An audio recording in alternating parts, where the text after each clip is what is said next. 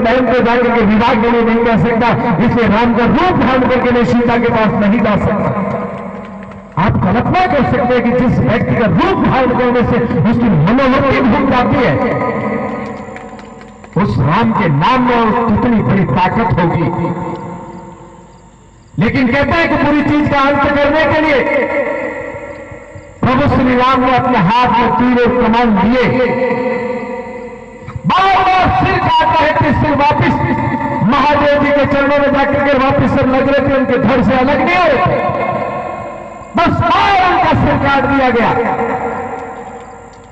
लेकिन उनके सिरों का अंत नहीं आ रहा था।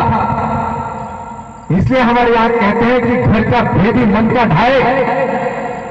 उन्होंने उसी के घर के अंदर से उस व्यक्ति को निकाला कि ऐसी कौन सी ताकत है रावण के पास जिसके कारण उसका अंत नहीं हो रहा। और जब विभीषण के साथ बैठ करके राम ने मंत्रणा की और उनसे पूछा तो उन्होंने कहा कि रावण को आज जीवन जीने का वरदान मिल चुका है, ये जन्म जन्मांतर तक जीएगा, कोई मार नहीं सकता इसको, लेकिन एक चीज की कमजोरी है जिसके कारण इसको भेजा जा सकता है। राम ने विभीषण से पूछा बताइए वो क्या है। उन्होंने कहा कि रावण की जो नाभि है उसके अंदर अमृत है, जब तक उस अमृत को समाप्त नहीं कर दोगे तब तक इसका वध नहीं किया जा सकता। और जो ही विभीषण ने राम को कहा, राम ने अपना तर्कस में से बाण निकाला और बाण चलाया, पहला बाण उनकी नाभि में लगता है, अमृत नीचे गिर जाता है, राम धड़ाम से नीचे गिर जाता है। इसलिए हमारे यहां कहा जाता है किसी व्यक्ति को कमजोर करना हो, किसी समाज को कमजोर करना हो, किसी धर्म को कमजोर करना हो, तो उनके घर के अंदर से किसी व्यक्ति को उठाइए, वो आपको सब कुछ ला करके देगा। किसी समाज को कमजोर करना है तो समाज के अंदर से ही नौजवानों को खड़ा कर लो, वो समाज को कमजोर करेंगे। किसी धर्म को कमजोर करना तो किसी धर्म के लोगों को खड़ा कर लो, वो अपने धर्म को कमजोर करेंगे।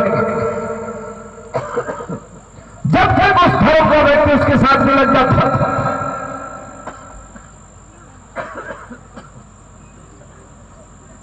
तब तक उस धर्म को कोई खंडित नहीं कर सकता। इसलिए हमारे यहां कहा जाता है हमें तो अपनों ने मारा गैरों में का दम था, ये बातें यही नहीं गई। इसके लिए बहुत खूब रहस्य है इन बातों का। इसलिए हम हमारे परिवार को कमजोर नहीं होने दें, हम हमारे समाज को कमजोर नहीं होने दें, हम हमारे धर्म को कमजोर नहीं होने दें।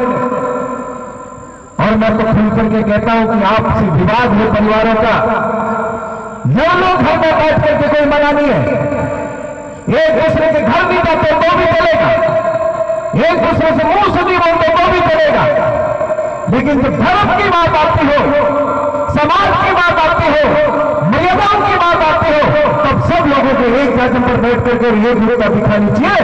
वही समाज मजबूत होता है और वही समाज सबसे श्रेष्ठ समाज होता है।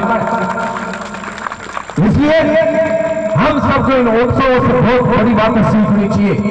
आज ये विजयदशमी का उत्सव, और मैं तो बड़े गर्व के साथ कहता हूं कि विश्व का एक स्वयंसेवी